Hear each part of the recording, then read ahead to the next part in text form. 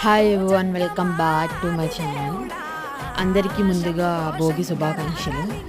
భోగి సోమవారం రావడం వల్ల మేము కోటప్పకొండ త్రికోటేశ్వర స్వామి దర్శనం చక్కగా నడుచుకుంటూ దర్శనం చేసుకున్నాము.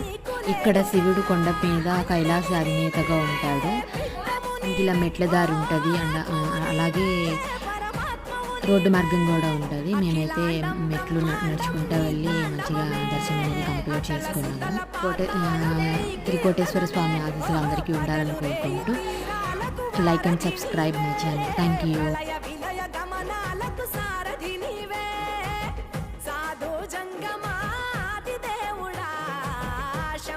శంకర హరలింగ